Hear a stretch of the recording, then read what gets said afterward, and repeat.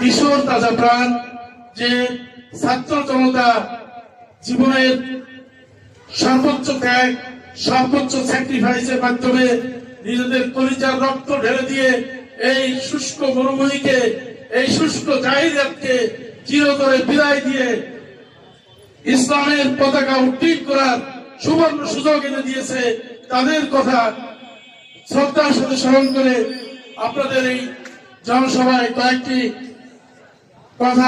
হাজিরিন, আপনারা কি মনে করছেন বাংলাদেশে ইসলাম কায়েম হয়ে গেছে? আপনারা কি মনে করছেন যে বাংলাদেশের সংগ্রাম শেষ হয়ে গেছে?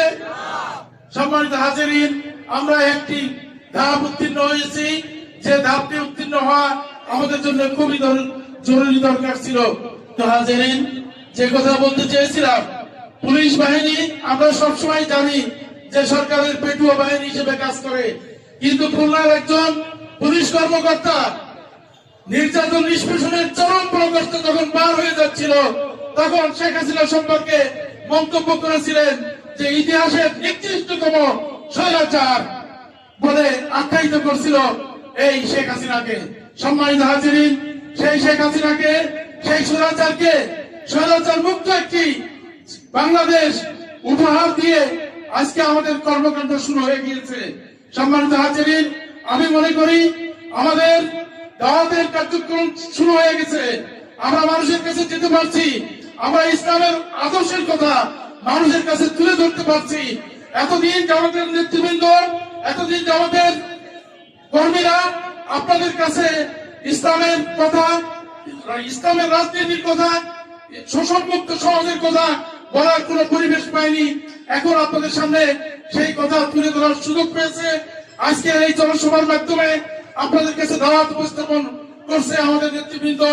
আমি আপনাদের কাছে আহ্বান জানাতে চাই, জামাত ইসলামী বাংলাদেশ কোন পরিবারের প্রতিনিধিত্ব করে না, জামাত ইসলামী বাংলাদেশ কোন ব্যক্তির প্রতিনিধিত্ব করে না। আপনারা সবাই জানেন, বর্তমানে বাংলাদেশ জামাত ইসলামীর নেতা বা আমির হয়তোবা মাওলানা মওদুদী রহমতুল্লাহ আলাইহির কোন সন্তান। আপনারা কি তাই মনে করেন? এই মুহূর্তে যিনি জামাত ইসলামীর আমির হিসেবে দায়িত্ব পালন করছেন, তিনি কি অধ্যাপক গোলাম আজম সাহেবের কোন আত্মীয়? এই মুহূর্তে যিনি দায়িত্ব জামাত ইসলামী এবং ছাত্র শিবিরের যারা দায়িত্ব পালন করছে, তারা কি এরকম কেউ আছে যে তারা আমাদের এই যে মাওলানা মজিবুর রহমান নিজামী সাহেবের কোন আত্মীয়? প্রিয় ভাইরা আমার, জামাত ইসলামী এই যে পরিবারতন্ত্রের এবং ব্যক্তিতন্ত্রের কোন স্থান নেই। এখানে যে যতটুকু কাজ করবে, যে যতটুকু তাকওয়ার সাথে জীবনযাপন করবে, যে যতটুকু ইসলামিক কৃষ্টি কালচার তমদ্দুনকে অনুসরণ করে চলবে, নেতৃত্ব অটোমেটিকই তার কাছে চলে আসবে। প্রিয় ভাইরা আমার, তাই আমি আহ্বান জানাতে চাই যে আপনারা যে যেখানে আছেন, আপনাদের পরিবার থেকে শুরু করে আপনাদের স্ত্রী, পরিবার পরিজন, ভাই ব্রাদার, প্রতিবেশী, অফিসের কলিগ, ব্যবসায়িক পার্টনার, যে যেখানে আছে প্রত্যেকের কাছে এখনই শোনাই জামাত ইসলামীর দাওয়াত উপস্থাপন করে এদেশে ইসলামের শাসন কায়েম করার জন্য আমাদের চেষ্টা করতে হবে, সংগ্রাম করতে হবে। প্রিয় ভাই আমার, নামাজের সময় সমাগত, আগামীতে আবারও দেখা হবে আপনাদের সাথে, কথা হবে আপনাদের সাথে।